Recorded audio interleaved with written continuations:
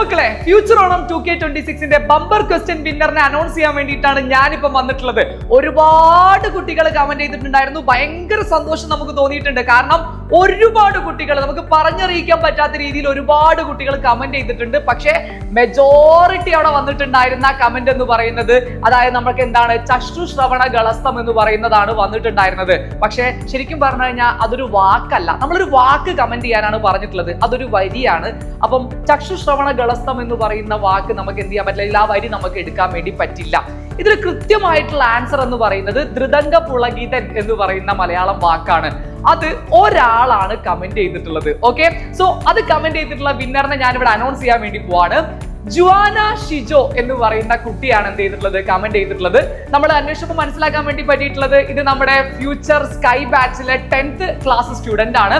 So Juvana, congratulation. The whole future team congratulate ചെയ്തിരിക്കുകയാണ്. ഇനി സമ്മാനം കിട്ടാത്ത ആളുകൾ ആരും ഇതിൽ എന്ത് ചെയ്യേണ്ട, വിഷമിക്കേണ്ട, പ്രയാസപ്പെടേണ്ട ഒരു കാര്യമില്ല. ഇനി നമുക്ക് ഒരുപാട് മത്സരങ്ങൾ എന്ത് ചെയ്യാനുണ്ട് മക്കളെ, ഫ്യൂച്ചറിന്റെ ഭാഗമായിട്ട് വരാനുണ്ട്. അപ്പൊ നിങ്ങൾ എന്ത് ചെയ്യുക, അപ്ഡേറ്റ് ആയിട്ട് ഇരിക്കുക. ഫ്യൂച്ചറിന്റെ ചാനൽ എപ്പോഴും നോക്കുക.